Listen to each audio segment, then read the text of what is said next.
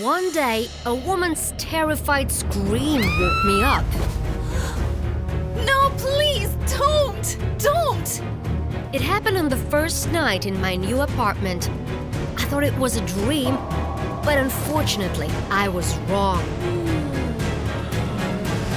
The next morning, I went to meet the neighbors.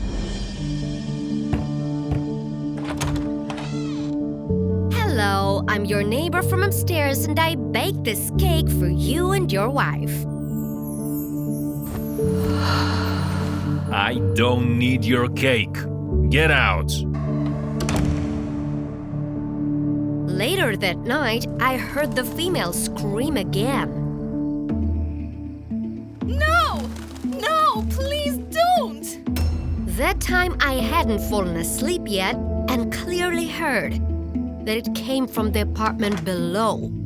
I immediately called the police. No! No, don't! The police arrived quickly, but for some reason, they knocked on my door. Hello again. I see you called the police to my house.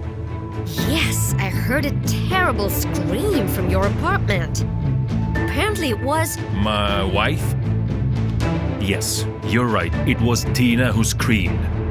Officer, you need to check if she's okay. She is fine. The police are aware. The building superintendent too. Aware of what? My wife is insane. I should have told you before. Sorry, my bad. Tina has seizures at night and screams during them. You're not the first tenant of this apartment to call us. But Mr. Jones has the confirmation of his wife's diagnosis. I'm sorry, but you either have to put up with these screams or move. Moving wasn't part of my plan at all. This neighborhood was perfect for me. It was close to my work. Soon I realized that I was there for a reason. Once I met my neighbor Ted in the city, and the contents of his shopping basket shocked me. There were a dozen tubes of foundation cream. Seeing me, Ted got very nervous. Without saying hello, he turned away from me and hastily collected his purchases and left. But he wasn't going to avoid talking to me for long. Hello, you were in such a rush at the store that you forgot it. Yeah, thanks. Goodbye. Wait, Stop poking your nose into my family, okay? Otherwise, you'll be in trouble. Ted quickly closed the door, but I managed to see the reflection of his wife in the mirror. I don't know how to explain it, but her eyes were just begging for help. I couldn't stop thinking about my neighbor all evening. And at night, when I heard her screaming once again, No, no! Don't! I promised myself that I would at least talk to her. But it was impossible to meet Tina outside the apartment. She never went outside. Then I decided to take a very risky step. I tracked Ted down and learned his schedule.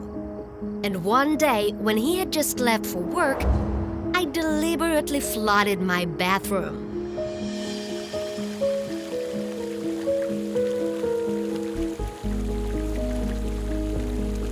Then I made a scene in front of the superintendent. Hurry up, open the door.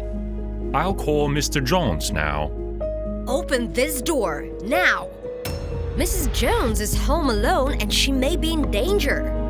We have to make sure that all the electrical equipment is turned off in there. I was hoping to see Mrs. Jones right away, but she was nowhere to be found. Tina, where are you? We're here to help you. Unfortunately, Tina didn't respond, but we heard a knock from the back room. This door is locked from the outside. Horrible! What kind of person does that to his wife?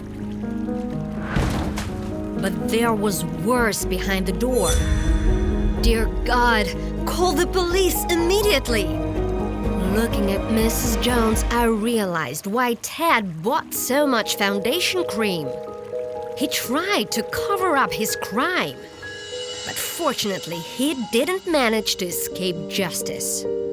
At the trial, it turned out that the certificates of Tina's diagnosis were fake.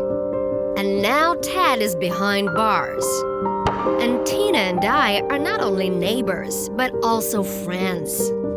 Remember, never stop sharing, caring, and helping others, because it makes our life more meaningful.